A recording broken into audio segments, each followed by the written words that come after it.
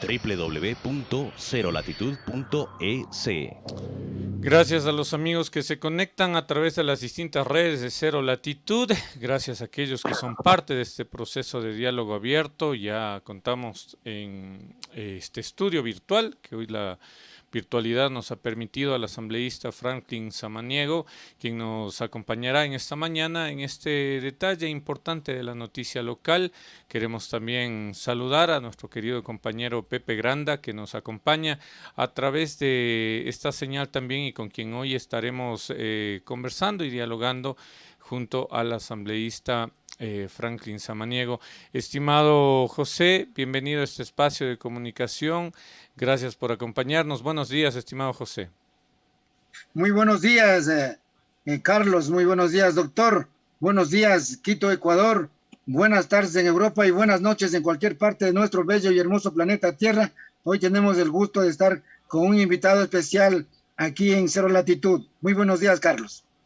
Estimado asambleísta, buenos días. Bienvenido a este espacio de diálogo abierto. Gracias por acompañarnos. Muchísimas gracias. Un abrazo, un saludo siempre gustoso de estar en Cero Latitud con Carlos, con nuestro compañero Pepito Granda. Un abrazo a los ciudadanos y ciudadanas que en forma masiva siempre se conectan en este espacio para escuchar y participar de los análisis que se realizan. Hoy en diálogo abierto decía junto al asambleísta Franklin Samaniego, estimado asambleísta, la ley electoral de la pasada vuelta que se realizara y en la que definitivamente Andrés Arauz resultara como el candidato con mayor alcance de votación, estamos hablando de que obtuvo cerca del 32%, si mis datos son incorrectos, mil disculpas, pero aproximadamente más o menos el 32%, mientras que el que le segunda rozará el 20%, es decir, el primer lugar lo tiene asegurado dentro de la Concepción. Dentro de ese margen, ¿cuál es el resultado que se obtiene ya en la Asamblea Nacional? ¿Cómo se va a conformar el bloque de la Revolución Ciudadana dentro de este nuevo periodo legislativo, estimado asambleísta? Muchísimas gracias. Sí, efectivamente, el día 7 de febrero se llevaron las elecciones generales en el Ecuador y los resultados fueron ya publicados oficialmente por el Consejo Nacional Electoral el 21 de febrero, 14 días después. Ahí nuestro candidato Andrés Arauz, que representa a la mayor articulación de fuerzas progresistas en la alianza UNES, Unión por la Esperanza, obtuvo la victoria de 32.7% de los votos y está en la segunda vuelta con más de 1 millón de votos de distancia o de diferencia con el segundo candidato que llegó al 19.74% de la votación, efectivamente, como usted lo señalaba. La Revolución Ciudadana sigue siendo la primera fuerza política del país, pero adicionalmente en la Asamblea Nacional con el mayor número de asambleístas. Se ha determinado que son 49 compañeros los que estarán en la Asamblea Nacional, de los cuales 5 compañeros son asambleístas nacionales y el resto una representación de casi todas las provincias del país. Ahí, efectivamente, luego alguna vez con ustedes, con usted, estimado Carlos, analizábamos las reformas al Código de la Democracia y habíamos señalado que había un objetivo. Ahí hay un tema muy complejo en virtud de la distribución de todos los escaños, que aparentemente sería más democrática, pero que sin duda alguna tendrá un problema de gobernabilidad para las el próximo proceso, el próximo periodo de gobierno. En la Asamblea Nacional hay una gran representación como segunda fuerza de CREO, del partido Izquierda Democrática, del partido Pachacuti, como ya había señalado, la Izquierda Democrática y del Partido Social Cristiano. Sin embargo, de algunas representaciones también pequeñas de varias otras organizaciones políticas. Ahí está el marco y el contexto de la conformación de la Asamblea Nacional y aspiremos que en el próximo periodo no sea sujeto de este proceso de desinstitucionalización que ha venido integrando el país hasta la presente fecha. Estamos convencidos que Andrés Arauz y Carlos Rabascal serán el nuevo presidente y vicepresidente de la República y que en torno de eso primarán los intereses generales del pueblo ecuatoriano y no los particulares de nadie, inclusive de los asambleístas. Que no vuelva a suceder lo que pasó en este periodo, en el periodo del peor gobierno de la historia, en donde para obtener gobernabilidad se llegó inclusive por parte de este gobierno, como señalo, a la repartición de hospitales. Estamos convencidos y seguros de que con Andrés Arauz como presidente y Carlos Rabascal como vicepresidente, como señalaba, lo que va a primar son los intereses del pueblo ecuatoriano y no los particulares de nadie. Estimado asambleísta, varias dudas en torno a este tema de la conformación. Entiendo que ustedes llegan con 48 legisladores a la Asamblea Nacional y, como usted mismo mencionaba, con una representación importante entre Pachacuti, Izquierda Democrática, que hoy se convierte en una fuerza importante, Partido Social Cristiano y creo, si no me equivoco, con 9 asambleístas, me parece. Es decir, hoy las mayorías en la Asamblea se vuelven móviles, lo que permitirá un alto grado de negociación, ojalá política y no de momentos oportunos, que lamentablemente en la historia de la vida republicana del Ecuador se ha podido ver. Con ese concepto, ¿cómo se va a manejar esta nueva Asamblea en el supuesto no consentido de que efectivamente Andrés Arauz, quien hoy goza la preferencia de la votación de la primera vuelta, llegue a ser presidente de la República? ¿Cómo consensuar con los bloques como Pachacuti, no sé si la Izquierda Democrática o los movimientos pequeños que logren sumar a obtener esas mayorías? Bueno, efectivamente, Andrés Arauz ha sido muy claro. Aquí van a primar los intereses del Estado ecuatoriano y de los ciudadanos y ciudadanas. Aquí no va a haber prebendas de ninguna naturaleza. Este tema sí es sumamente importante porque hay cuestiones que la Asamblea Nacional tendrá que resolver. Adicionalmente, el gobierno, como lo ha planteado Andrés Arauz, tendrá que resolver también la posibilidad, ya sea de una consulta popular, ya sea de una asamblea constituyente, dependiendo de la orientación y de los temas que correspondan. Sin embargo, en la Asamblea Nacional tiene 2 potestades, la de legislar y la de fiscalizar. En materia legislativa hay varios temas que se han planteado, desde el tema social, como por ejemplo la ley de la reforma a la ley de educación intercultural.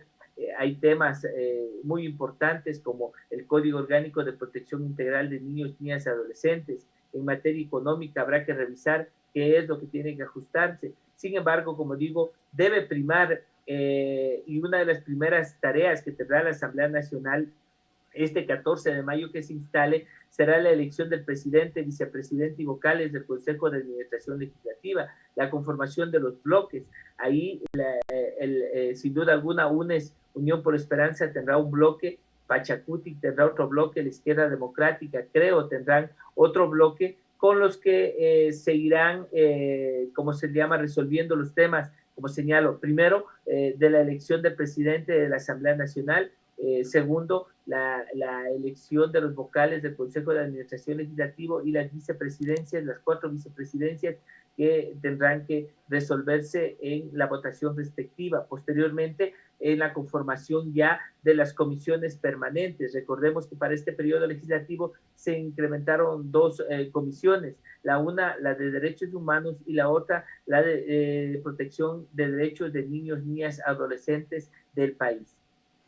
Estimado asambleísta, ¿qué pasa con el análisis político? Vinimos entrevistando, en la agenda coincidió que Luisa Maldonado, activista política y parte también de la Revolución Ciudadana, nos acompañara el día viernes y con ella hacíamos algunos análisis y uno de esos fue qué pasa en Pichincha, en donde creo, se levanta con una votación hacia el candidato que propone como presidente, que es Guillermo Lasso.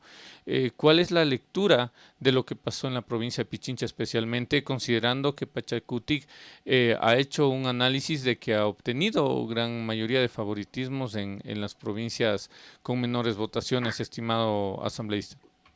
Bueno, el resultado del proceso electoral sin duda alguna determina una dispersión de la votación. Nosotros hemos hecho los análisis pertinentes y en relación a la votación en el último proceso electoral, recordemos que nuestra prefecta Paola Pavón ganó con alrededor del 22% en la votación. Sin duda alguna, ahí creo yo que el trabajo realizado en cada uno de los distritos y las opciones en los distritos ha sido diferenciada. Recordemos que en el sur de Quito, por ejemplo, para asambleístas con alrededor de 600 votos, la Izquierda Democrática tomó la delantera. En el norte de Quito, sin duda alguna, creo, sigue llevando la hegemonía en los sectores de clase alta. Luego, en las parroquias rurales, UNES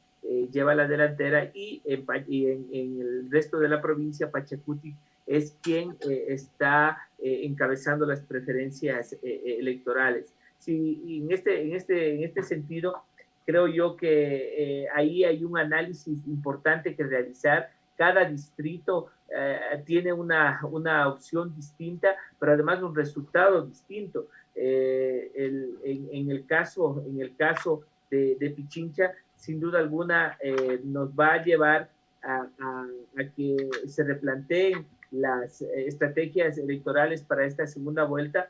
Yo creo que las propuestas para Quito y para Pichincha también tienen que expresarse. Va a haber una mayor distribución del voto progresista, principalmente, creo yo, para la tendencia de UNES, Unión por la Esperanza. Inclusive el tema creo que hasta el momento es del segundo participante en el balotaje, tiene un techo que creo que ha llegado a su expresión máxima, pero que el progresismo y las fuerzas que se acercan a la determinación de ejes como, por ejemplo, la preeminencia del ser humano por encima del capital y el trabajo pensando en los derechos y en resolver problemas como el tema de la salud, el tema de la educación, en esta nueva realidad van a primar en esta votación que llevará adelante en la segunda vuelta electoral este mes de abril, exactamente el 11 de abril, cuando llevemos adelante el proceso electoral. Tenemos en línea también a nuestro querido amigo y colaborador Pepe Granda desde el sur de la capital, quien también se ha unido a este diálogo abierto. Pepito, buenos días. Buenos días y gracias, Carlos. Buenos días, doctor. Un gusto de estar nuevamente dialogando con usted. Usted sabe que uno como se anda en la ciudad, la ciudadanía pregunta y también hay respuestas. La pregunta que le voy a hacer, doctor, es ¿qué hay de verdad que recibió la ayuda Andrés Arauz de $80,000? ¿Y quién recibió ese dinero, doctor? Bueno, Andrés Arauz ha sido categórico y lo hemos hecho desde la Revolución Ciudadana con hechos falsos que hasta el momento lo que han pretendido es seguir en esa constante de obstrucción de nuestra participación política en el proceso electoral. Recordemos que incluso antes de las elecciones el proceso electoral estuvo marcado por el uso del aparato jurídico del Estado para dificultar la participación de la fuerza política mayoritaria y evitar la alternancia en el poder. Ahora nosotros creemos que es parte de este tema, la intromisión de autoridades en el proceso electoral, tratando de evitar, a nuestro criterio, de que haya una segunda vuelta electoral.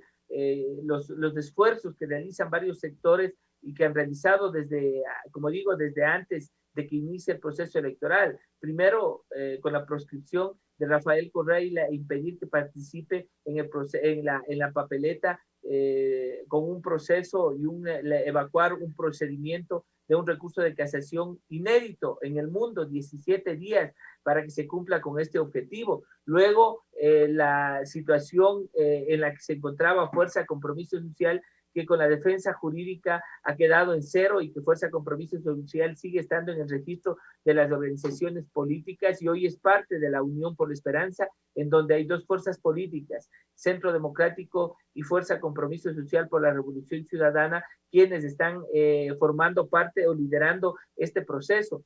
Luego también con varios de los procesos para impedir la inscripción del binomio. Ustedes recordarán que hasta el final, el último binomio que tuvo la posibilidad de inscribirse fue el de Andrés Arauz y Carlos Rabascal. Esto, como señalo, no es un tema casual.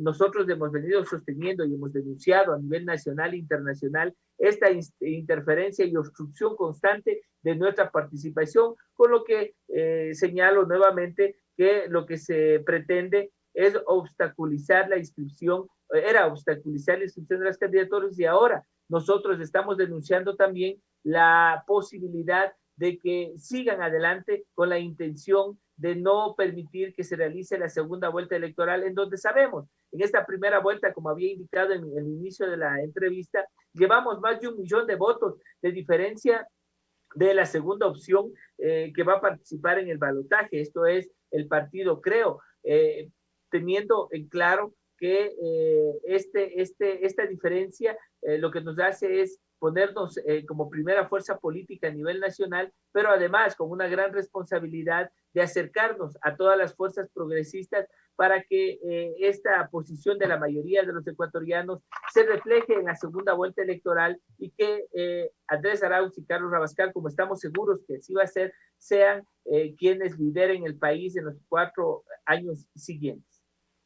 Doctor, en realidad esa ayuda económica que llegó de Colombia no recibió nadie acá en el Ecuador.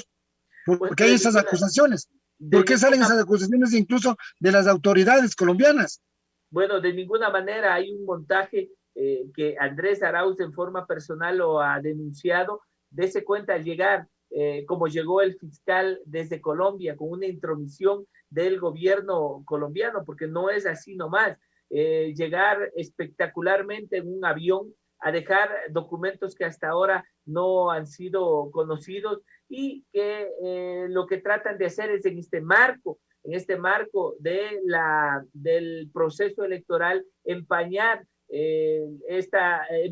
y dejar de lado que prime la voluntad del pueblo ecuatoriano. El pueblo ecuatoriano se ha pronunciado en las urnas, como digo, más de 1 millón de votos de diferencia, más de 3 millones de votos o 3 millones de ecuatorianos apoyando la posición de Andrés Arauz y Carlos Rabascal. Como vuelvo a señalar en forma expresa, esas acusaciones carecen de asidero, así lo ha dicho y lo ha señalado Andrés Arauz, y es más, se han planteado las denuncias respectivas a nivel nacional e internacional con esta intromisión que está realizando no solo el gobierno colombiano en el proceso electoral que se lleva adelante, sino también varias instituciones al interno del país que con su intervención lo que hacen es violentar lo que determina el artículo 16 del Código de la Democracia, que prohíbe en forma expresa que cualquier autoridad que sea extraña a la organización electoral podrá intervenir directa o indirectamente en el desarrollo de los procesos electorales ni en el funcionamiento de los órganos electorales. Entonces ahí está la respuesta a estas situaciones que, como digo, han sido una constante obstrucción a nuestra participación en el proceso electoral. Bueno, doctor, gracias por esa información. Doctor, ahora ya si es que el nuevo presidente, usted sabe muy bien lo que ha pasado en las cárceles en estos días anteriores, y hay las acusaciones directamente al candidato, al expresidente de la República, Rafael Correa, ya llegando como Andrés Arauz a la presidencia, ¿cuáles serían los cambios generales que se haría en las cárceles? Bueno, aquí sin duda alguna cualquier cosa que pase es por influjo psíquico del expresidente Rafael Correa. Ya esa muletilla que ha usado este gobierno, el peor gobierno de la historia va quedándose sin piso, porque no puede ser que todo lo que pase en el país sea culpa de Rafael Correa. Ahora, quiero decirles que el sistema penitenciario y el sistema de rehabilitación social ha estado en crisis por por todos estos años, inclusive 2 emergencias que ustedes recordarán que se llevaron adelante y que plantearon, inclusive en la última, la presentación de un plan de acciones que el gobierno presentó a la Corte Constitucional para resolver el problema del sistema de rehabilitación social. Primero, hay varios elementos que deben llevarse adelante y que tampoco ha cumplido, inclusive en el tema presupuestario. Recordemos que las cárceles tienen un problema de hacinamiento, más del 30%. Justamente el día de ayer comparecieron el ministro de Gobierno, compareció el director de la SNAI y compareció la secretaria jurídica de la Presidencia de la República, quien es responsable además de presidir el órgano técnico de rehabilitación social y que debía llevar adelante una evaluación de la política pública de rehabilitación social. Pero usted me dice qué es lo que debería hacerse en este plan. Está determinando, no es un tema que alguien tenga que inventarse. Primero, el tema del hacinamiento, que es muy grave. Segundo, no se han cubierto ni siquiera las necesidades básicas de las personas privadas de la libertad.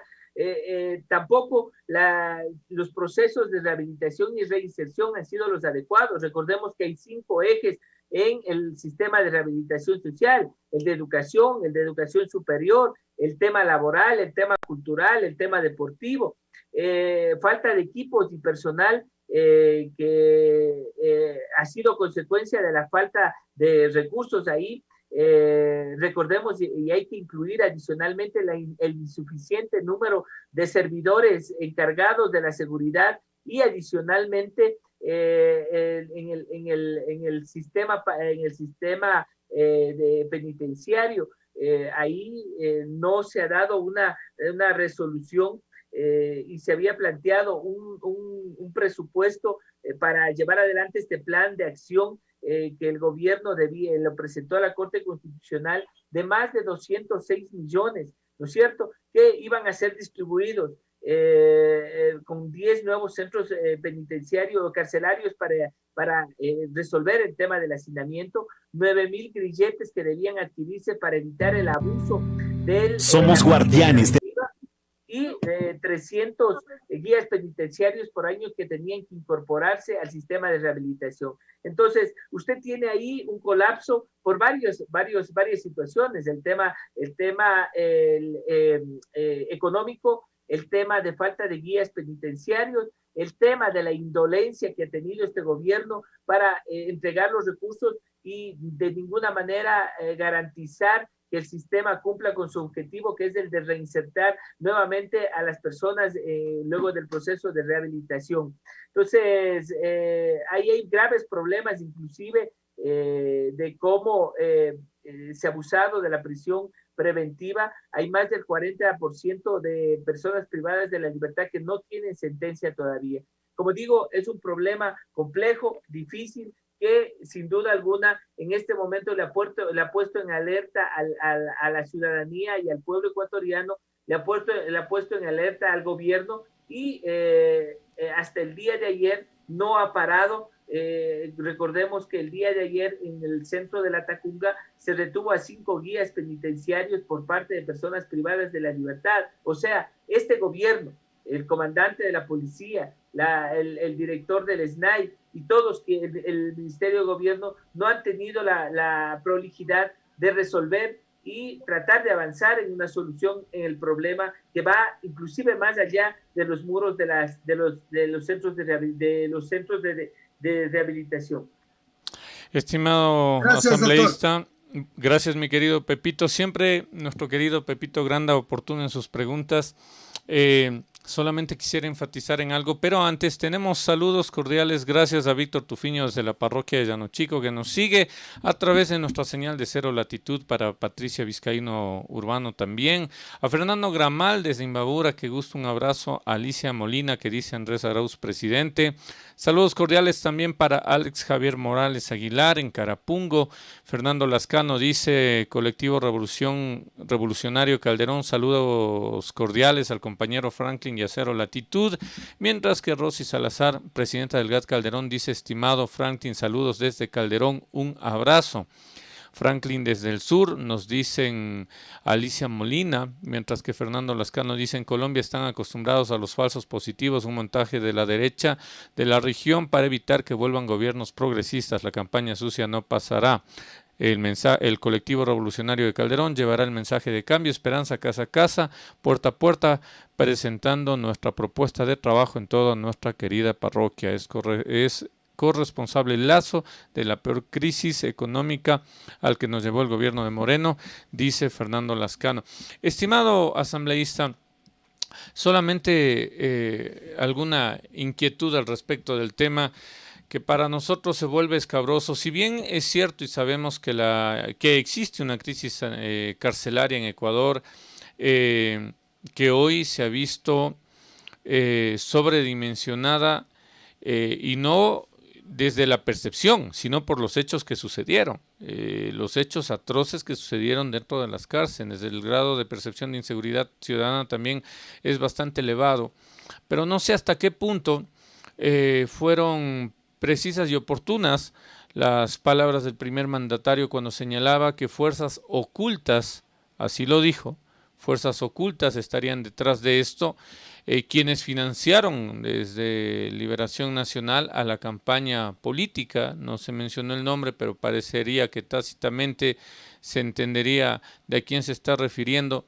Y la pregunta es, en torno a esta crisis carcelaria, ¿en cuánto y tanto le afectaría a la candidatura de Andrés Arauz? ¿En qué le conviene o no le conviene que explote una crisis de este nivel en donde los grupos se están peleando por el mercado del narcotráfico en el Ecuador, estimado asambleísta? Bueno, creo que a nadie le conviene, es un tema muy complejo, muy difícil. Este problema trasciende, como digo, de los muros de los centros de rehabilitación. El crimen organizado ha retomado su espacio y las disputas por el poder, y que este gobierno ha tenido la incapacidad de enfrentar, principalmente por la desinstitucionalización del país. Recordemos que este gobierno, en virtud de la austeridad y de su compromiso con el Fondo Monetario Internacional, lo que hizo es, por ejemplo, eliminar el Ministerio de Justicia, que estaba encargado de estos temas, eliminar la escuela para los guías penitenciarios, eliminar adicionalmente o fundir en un solo ministerio la Secretaría de la Política y el ministerio que trabajaba sobre los temas de seguridad. Hoy el ministro de Gobierno tiene que resolver los problemas tanto de gobernabilidad y los temas políticos del país, y por otro lado los temas de seguridad. Ahora, yo estoy de acuerdo que no es un problema de una simple riña, de un simple problema. Aquí hay varios temas estructurales que este gobierno ha sido incapaz. Había un plan, como digo, de acción que el gobierno lo presentó a la Corte Constitucional en la emergencia anterior. Esta no es la primera emergencia, ni la primera muerte que existe en el sistema de rehabilitación social, ni el primer decapitado. Este gobierno ha tenido la incapacidad de enfrentar este problema. Hay graves problemas que deben solucionarse. He señalado, por ejemplo, la infraestructura, la intervención para recuperar las capacidades de la infraestructura penitenciaria y mejorar la tecnología. Dicen, pero ¿por qué nadie se ha dado cuenta qué pasa con la inteligencia que tiene que haber al interior para que anuncie? Pese a que por ahí un asambleísta señaló, el presidente de la Comisión de Justicia, que hace unos días y semanas atrás ya se tenía información y que el gobierno conocía lo que iba a pasar. Ahí está la incapacidad y la falta de previsión para poder resolver ese tema. El tema también del talento humano, la profesionalización del cuerpo de seguridad y de vigilancia penitenciaria, que es una responsabilidad del Ejecutivo. por intermedio del SNAI, el presupuesto, establecer una forma de financiamiento que no dependa solo de la coyuntura económica. En este momento de crisis, sin duda alguna, ha afectado también al sistema de rehabilitación social y se ha afectado de los 206 millones que tenía que entregarse, se ha disminuido en más de un 60% lo que efectivamente debía entregarse para el sistema de rehabilitación social. No es un solo amotinamiento que ha sucedido. Es lamentable escucharle ayer en su comparecencia al secretario de la SNAI, al secretario del Servicio de Rehabilitación Social, al director, perdón, que señale en forma expresa que no tiene presupuesto para el control. Entonces, nuevamente, que haya habido un recorte de más del 43, del 50% aproximadamente, eso va a poner en vulnerabilidad el sistema de rehabilitación social en el país. Ahí el tema no pasa solo porque no haya habido o exista la problemática, que es un tema sustancial, sino el que el presidente de la República, el presidente Lenín Moreno, con sus típicos frases para eludir la responsabilidad, no ejecute como se llama, a criterio del mismo secretario del SNAI, el Plan Nacional de Seguridad Ciudadana, aprobado en el año que tenía o que está vigente desde el año 2019 hasta el año 2030, y que no haya dispuesto al Ministerio de Finanzas la entrega inmediata de los recursos para resolver la crisis carcelaria. Entonces ahí hay algunos temas sumamente graves. Como digo, no es la primera vez, son varias ocasiones que ha pasado esto, no es el primer decapitado, la primera cuestión sangrienta que ha pasado en el sistema de rehabilitación social, sino también es la indolencia de este gobierno para haberse hecho de la vista gorda y no resolver este tema de infraestructura, de talento humano, de presupuesto, etcétera, etcétera, que hemos expuesto en este espacio. Al término de este periodo legislativo, ¿cuáles son las proyecciones de la Asamblea Nacional y qué procesos son emergentes? ¿En qué va? Hizo ya la mención de temas operativos legislativos importantes usted, pero por ejemplo, una de las luchas que tuvieron en esta campaña electoral es derogar la ley humanitaria. Hay un problema muy grave en torno a los ciudadanos y las deudas que mantienen con el sistema financiero. Yo escuchaba hoy a los propios transportistas escolares, que a propósito tuvimos hace 1 o 2 semanas, que sufren y se quejan porque no han tenido ingresos y porque además los bancos, las instituciones financieras les llaman 2, 3, 4 veces al día con la presión de los cobros. Además de eso, los temas de garantías laborales. ¿Cuál es independientemente de quién ascienda a la presidencia del Ecuador, cuáles son los temas emergentes y urgentes en los que la Asamblea Nacional debería trabajar, y como bloque de la Revolución Ciudadana, cuál va a ser la agenda de ustedes? Bueno, es un tema que ya lo hemos expresado en varios espacios. La Asamblea Nacional es un espacio que de por sí tiene una problemática compleja. Grupos de poder, como por ejemplo Alianza País, como por ejemplo Creo, Suma, el Partido Social Cristiano y varios independientes que han hecho la mayoría, han impedido varios temas que el bloque de la Revolución Ciudadana, el bloque de la dignidad ha impulsado. Recordemos que en la Asamblea Nacional hay 137 asambleístas, de los cuales solo 30 son parte de la Revolución Ciudadana, y que en los planteamientos, inclusive en esta aprobación de la Ley de Apoyo Humanitario, que nos opusimos y alertamos al pueblo ecuatoriano de lo que iba a pasar, en donde nuevamente el partido de gobierno conducido por el primer mandatario de la República, que ha representado al peor gobierno de la historia del Ecuador, Lenín Moreno, más el partido, creo que hoy también en el balotaje, en la segunda vuelta va a participar el Partido Social Cristiano, Pachacuti, e inclusive algunos votos de independientes, permitieron la aprobación de la Ley de Apoyo Humanitario. Justamente el día de ayer, les comento a los ciudadanos y ciudadanas que se planteó una moción para pedir la inmediata destitución de los 3 funcionarios que han tenido la incapacidad de enfrentar esta crisis sanitaria y que ni siquiera se ha puesto en estado de emergencia a los centros de rehabilitación social para de esta manera poder que puedan llegar los recursos tanto humanos como económicos respectivos. Ayer se opuso con el voto de abstención, el partido, creo, no se sumó a la mayoría de los 82 votos que se obtuvieron para requerir al presidente de la República tomar cartas sobre el asunto y es más, reemplazar a estos funcionarios que no han respondido a lo que se había planteado. De ahí, ¿qué nos corresponde en este momento, en estos 48 días?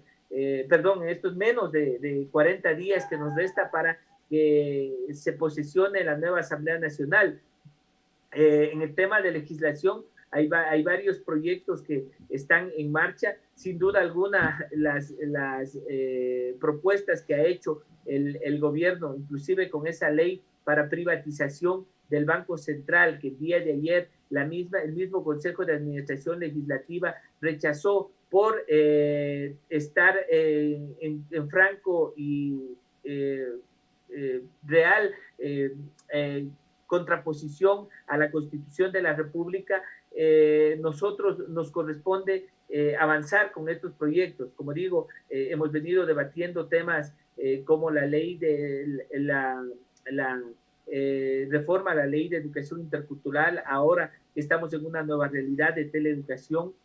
Nos es también inminente que nos conectemos con las necesidades de la ciudadanía, el tema de seguridad, el tema de generación de trabajo, pese a que nosotros desde la Asamblea Nacional lo que hacemos es aportar con el marco normativo, el tema también de la salud. Hemos hecho varios procesos de fiscalización, inclusive el ex ministro de Salud se encuentra inmiscuido en un proceso de fiscalización, y eso la Asamblea Nacional tendrá que llevar adelante, inclusive con la sanción y la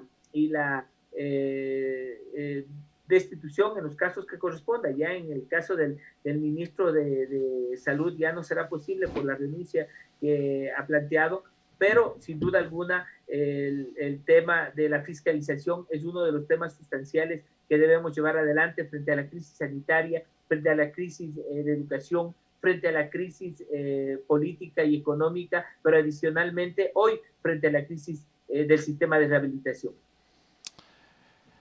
Harto difícil la situación nacional tras los datos que se muestran. La OIT habla del 32% crecerá la pobreza en el Ecuador. Hacía la reflexión de varios índices en varios países de Latinoamérica. Se sabía ya que el Ecuador iba a ser muy golpeado por el desempleo. De acuerdo a las cifras de instituciones internacionales, el DINEC tiene su propia apreciación y cifras estadísticas. En todo caso, con la pandemia se agudizaron temas, el marco de la corrupción, en la que se visualizaron temas tan particulares y cruentos como ventas de fundas de cadáveres con sobreprecios completamente incongruentes. Ahora el ministro de Salud, en un proceso de comparecencia al legislativo, con un juicio político, pero renuncia y horas más tarde sale del país, sin responsables, sin soluciones aparentes. El Ecuador está en un momento de deriva demasiado complejo, muy grande, y en esa situación el Ecuador deberá elegir el 11 de abril el nuevo mandatario que definirá el camino que deberá seguir el Ecuador de aquí al futuro y cuáles van a ser las decisiones, por ejemplo, con la deuda nacional que tiene también el país con entes financieros internacionales.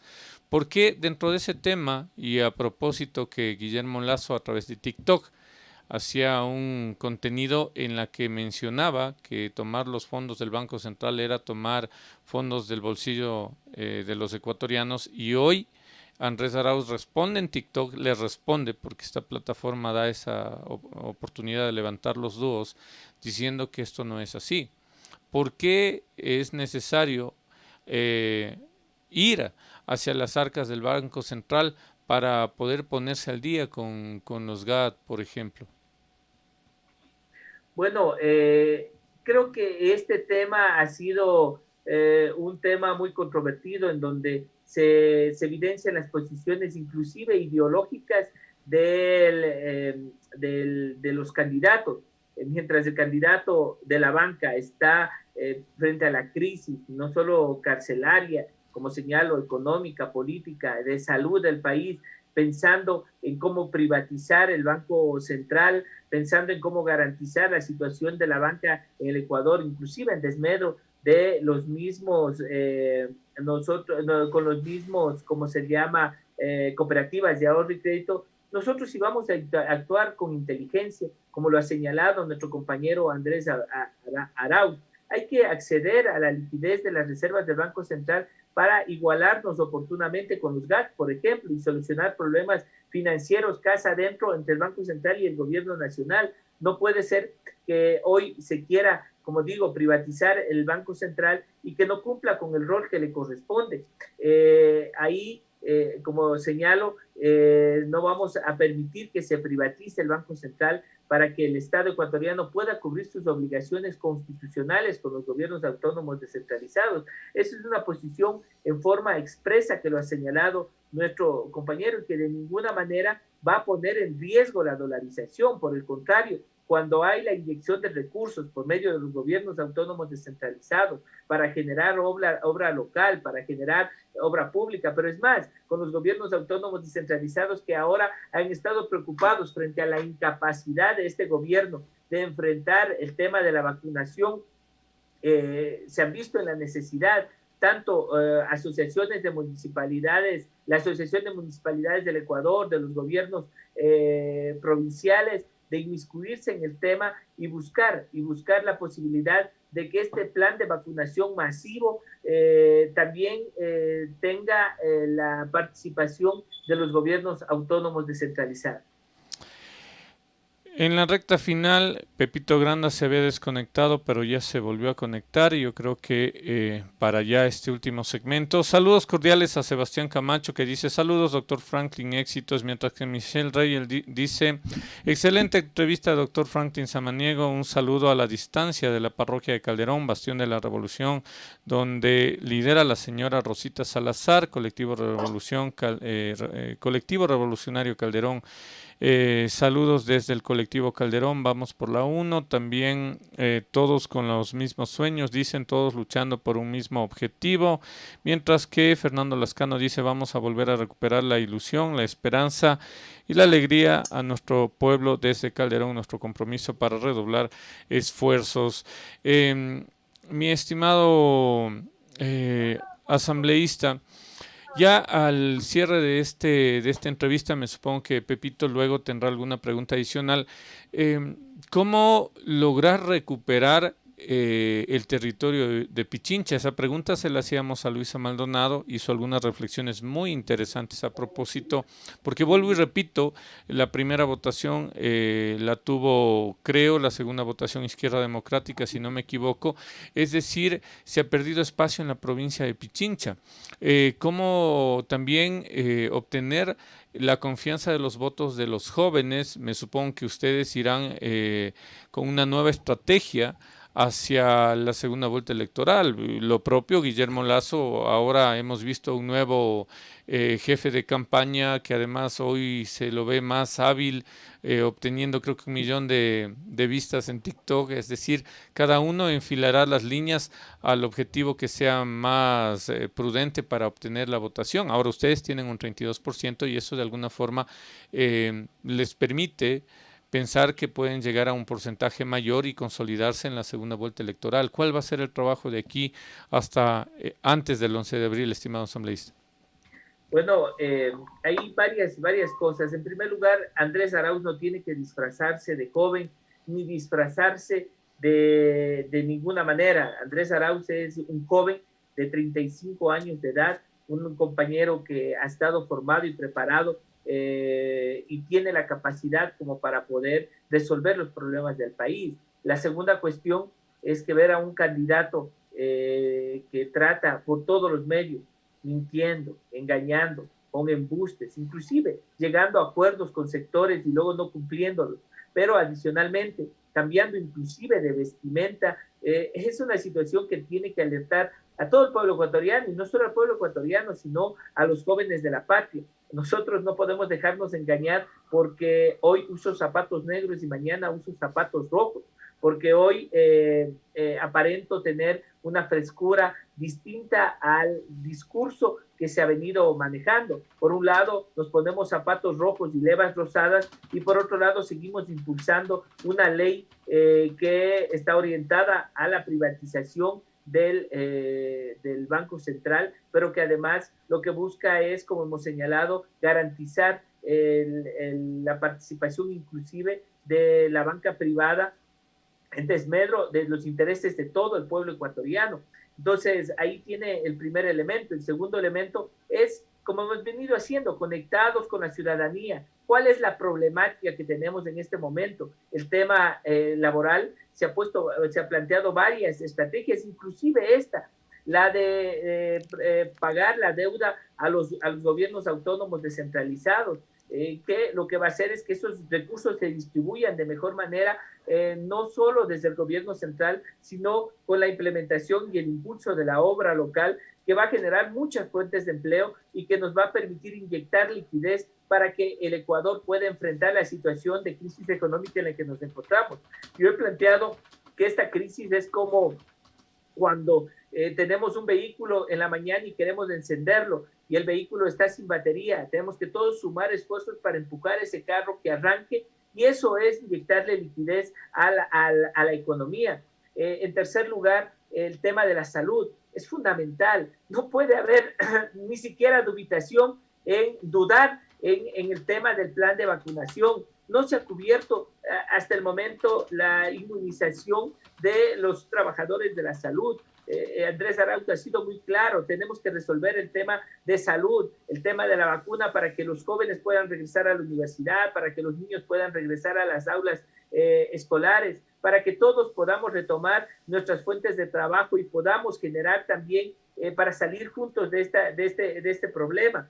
Posteriormente, luego, tenemos también los temas de la crisis institucional.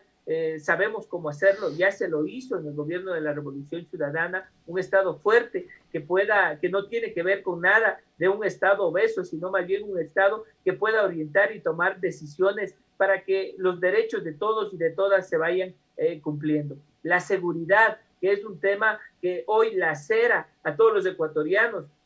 Parecería que es normal ver que ahora alguien saque un revólver y cometa un asesinato, un homicidio en las calles en frente de todos los ciudadanos, ver cómo se ha incrementado el tema de robos, ver cómo la inseguridad es un tema que lacera a la ciudadanía en general. Entonces, esos son los temas fundamentales que hemos conversado. Andrés, cuando estuvimos en el sur de Quito reunidos con la dirigencia, uno de los temas que se planteó para también resolver el tema de la educación es la Universidad del Sur, y en eso vamos a insistir desde acá. Yo vivo en San Bartolo. Yo creo que el sur de Quito se merece tener una universidad para que nuestros compañeros, nuestros ciudadanos, los jóvenes de mi país y principalmente del sur de Quito tengan una opción real de educación. Así es que hay varios temas sumamente importantes que Andrés Arauz lo está planteando, y no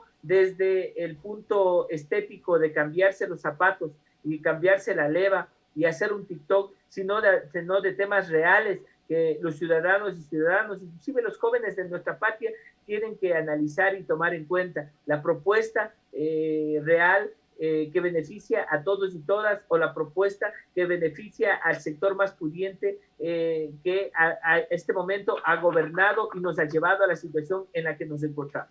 Al cierre de este diálogo, Pepito, preguntas.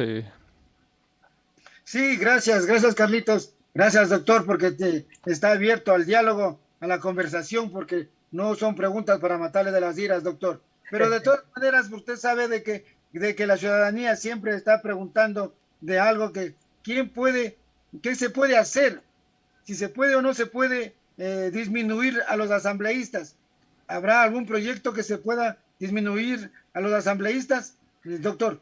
Bueno, eso pasa por una reforma constitucional, por eso había señalado que el tema del número de asambleístas debe analizarse desde ya sea una enmienda constitucional como se la había estado planteando o quién sabe también desde una asamblea constituyente. En este momento la Constitución de la República establece cómo y en qué cantidades se eligen los asambleístas y en qué proporción de acuerdo al número de habitantes.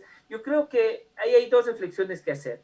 Primero, reducir el número de asambleístas resuelve los problemas del país. Dejo esa inquietud más bien para contestarnos nosotros. Y en segundo lugar, ¿acaso la representación que deben tener o debemos tener los asambleístas no debe expresarse en el pleno de la Asamblea Nacional? El planteamiento de tener asambleístas nacionales, el planteamiento de tener asambleístas desde cada una de las provincias, lo que tenía como objetivo era la representación. Pero si una de las soluciones a la problemática que tiene el país es reducir el número de asambleístas, hay que debatirlo en el marco de esta reforma que tiene que hacerse a la Constitución.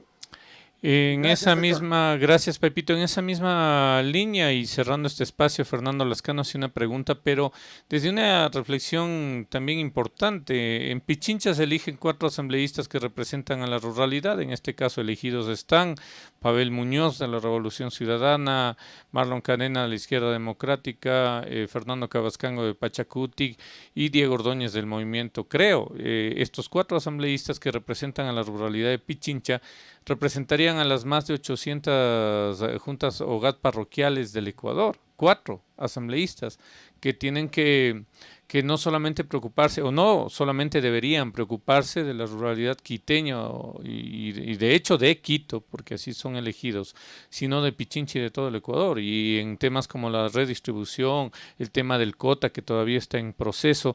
Fernando Lascano hace una pregunta, le voy a compartir tal como está, estimado asambleísta. Dice, pregunta para el compañero Franklin, ¿por qué es la única alternativa que beneficia a los GAT parroquiales el binomio de la esperanza?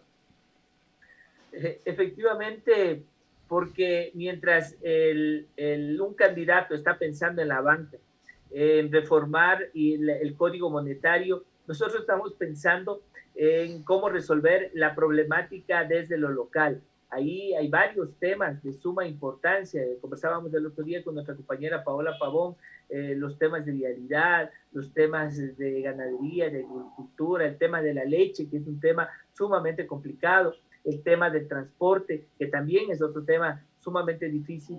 Son temas que no le interesan a la banca, que no le interesan a los candidatos de los sectores que han estado, como digo, gobernando. En todo caso, en relación a la representación, efectivamente, cuando uno llega a la Asamblea Nacional, si bien llega con una mirada local, una mirada, por ejemplo, desde la ruralidad, desde el sur de Quito, desde el norte de Quito, desde los cantones, lo que se ha hecho con esto es evitar que haya una lista en general y que 4, 5, 6 personas que pueden representar, por ejemplo, a un solo sector, vayan a la Asamblea Nacional por Pichincha, por ejemplo. En este momento tenemos una representación de la ruralidad, una representación del distrito norte, del distrito sur de Quito y del resto de Pichincha, que son cantones. Ahora, cuando uno llega a la Asamblea Nacional, es asambleísta del país, porque las leyes son generales para todo el país. Por ejemplo, el Código Orgánico de Descentralización, el COTAD, tiene una mirada desde los gobiernos autónomos descentralizados. Yo creo que ahí, por ejemplo, desde las experticias y la representación, cada uno de nosotros tiene que ir asumiendo una responsabilidad en relación al plan presentado en la Asamblea para llegar a la Asamblea Nacional, pero en relación también a lo local que abona en el debate de la normativa y esa visión distinta que debemos tener desde los diferentes sectores, costa, sierra, Amazonía, y en lo general en el país y en lo local, hablando de Pichincha, el sur, el norte, las parroquias y los cantones. Gracias, estimado asambleísta Franklin Samaniego, en este diálogo abierto en Cero Latitud, y qué importante hacer la reflexión de que la campaña deberá estar enfocada en las cosas que son de profundidad, en las cosas que representan procesos de desarrollo y no solamente en las apariencias estéticas que poco o mucho podrían aportarle no solamente a la campaña, sino al proceso democrático que necesita vivir el Ecuador. Hay varios temas que se quedan en la línea, pero confiamos en que este no sea la primera ni la última, ni el último espacio de diálogo abierto. Y luego de la asamblea, ¿qué, estimado asambleísta Franklin Samaniego? Bueno, luego de la asamblea, creo que es importante retomar desde temas personales el haber sido, el estar en la dirigencia de la organización política, el estar coordinando en el territorio con organizaciones sociales a nivel de toda la provincia de Pichincha, el haber no solo ejercido la actividad de legislador de fiscalizar y de legislar, el haber estado con las organizaciones sociales de niños, niñas y adolescentes desde el grupo parlamentario, creo que hay una riqueza importante que también desde otros espacios podremos aportar. No, sin antes decirles que me siento orgulloso de ser parte de la Revolución Ciudadana, de ser parte del equipo de Andrés Arauz, de Carlos Rabascal, y me siento parte importante, me siento muy congratulado de poder también representar como director provincial de Pichincha de la Revolución Ciudadana, de Fuerza Compromiso Social por la Revolución Ciudadana, a muchos de mis compañeros que hoy en este proceso electoral vamos a entregar todo, principalmente con propuestas, hablando con la ciudadanía, como lo sabemos hacer, y estamos seguros que Andrés Arauz va a ser el próximo presidente de la República, el presidente de los jóvenes, el presidente de la ruralidad, el presidente de todos y de todas, en donde podamos alcanzar la garantía de los derechos en trabajo, en salud, en educación, y no como un eslogan solo, sino siempre desde la realidad de cada uno de los sectores y de la realidad de todos y de todas. Así es que muchísimas gracias y siempre gustoso para conversar. Gracias mil, estimado asambleísta. Carlitos, permíteme para hacerle una preguntita al doctor en cuestión de a ver si es que nos puede dar el contacto, porque he tratado de buscar con quién dialogar para ver si podemos hacer la entrevista al economista Arauz, a ver si llega a Cero Latitud para conversar, dialogar y ver su proyecto de trabajo, las propuestas que está dando para todos los ecuatorianos. Con mucho gusto me comprometo a hacer el acercamiento y entregar la información respectiva para que ojalá en lo más pronto posible Andrés pueda compartir con ustedes un espacio, principalmente en contacto directo con la ciudadanía, que eso es fundamental, con un micrófono abierto. Gracias, doctor. Gracias mil, estimado asambleísta, y gracias a ustedes que nos acompañan. Pepito, a propósito, después de la despedida al asambleísta Franklin Samaniego y en este diálogo bastante abierto, ¿usted ya se vacunó? No, todavía no tengo amigos para que me den la vacuna. No, yo digo de la rabia porque la otra vacuna está difícil que llegue. No, de ninguna de las dos, porque tampoco no hay esas vacunas. ¿Cómo ve desde el sur la capital hoy que ha amanecido en el norte de Quito bastante frío y muy nublado? De igual manera, está acá en el sur también, está nublada, está haciendo un poco de frío, está corriendo un vientecito templado. ¿Cómo mira usted ya la segunda vuelta electoral, Pepito? Bueno, la segunda vuelta electoral, conversando y dialogando, está en disputa en la presidencia de la República. Está difícil porque la gente va cambiando de mentalidad por muchos mensajes que están en contra de la lista 1-5, ¿no? Entonces, la gente va cambiando de mentalidad y pensando en el cambio de gobierno. Qué importante que se han convertido hoy las redes sociales. Antes las campañas se hacían desde los medios masivos, televisión, prensa escrita, las paredes que se pintaban. Bueno, se lo sigue haciendo, pero no sé si en el impacto y magnitud que antes, ¿no? Yo recuerdo en los tiempos, esto es lo que me viene a la mente, no en particular por ninguna preferencia, pero en el tiempo de Rodrigo Borja, ver una novela, yo tendría unos cuantos años, era tan complicado ver un dibujo animado, mejor que una novela, perdón por lo coloquial, pero era imposible porque había media hora de publicidad y 5 minutos de dibujo animado. Ahora, en cambio, todo el avispero está en las redes sociales. Yo por eso le decía al asambleísta Franklin Samaniego lo de TikTok, porque ayer sube, y creo que hace unos 3 días se crea esta cuenta, e inmediatamente Andrés Arauz le responde. Entonces el caldero se vuelve en estas redes, pero sí creo, y el llamado a la comunidad, que es fundamental que revisen los planes, que revisen las propuestas, que elijan desde el fundamento del condumio, y no solamente desde las apariencias, mi querido Pepito. No, es que eso, uno dialogando con la ciudadanía, con los amigos, los vecinos, ahí en las redes sociales es en donde está matando tanto al un candidato como al otro candidato, y están cambiando de mentalidad, porque dicen en las redes sociales que llegaremos a ser como Venezuela. En cambio del otro lado, dicen que llegaremos a cobrar impuestos a todos con cuenta ahorristas.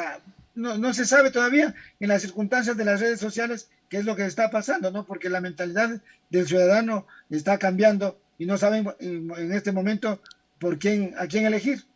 Ya tenemos previsto entrevista con Carlos Rabascal, eso de antemano ya lo veníamos planificando, pero qué oportuna y qué buena fue la intervención suya para poder hablar con Andrés Arauz. En todo caso, lo llevaremos al programa En el Rincón, en donde nosotros desde una mesa de restaurante, desde una esquina, de un rincón de algún emprendedor, nosotros dialogamos ya no de política, empezamos a conocer al ser humano para ver si efectivamente es el mismo que se pinta o no, y ahí hemos conocido en primera instancia. En este caso nos mantuvimos con candidatos a la asamblea y bueno, no nos equivocamos los que llegaron, estuvimos con todos, estuvimos con Pavel Muñoz en una muy buena entrevista ahí en Fritadas Tradición en Calderón, estuvimos con Diego Ordóñez de Creo en Casa Che Francisco de la Armenia, estuvimos con Fernando Cabascango también en Calderón y estuvimos con Marlon. A Marlon Cadena de la Izquierda Democrática lo llevamos a Perucho, al cerro, al monte, al medio del monte, ahí en la Hostería Isabuela. Así que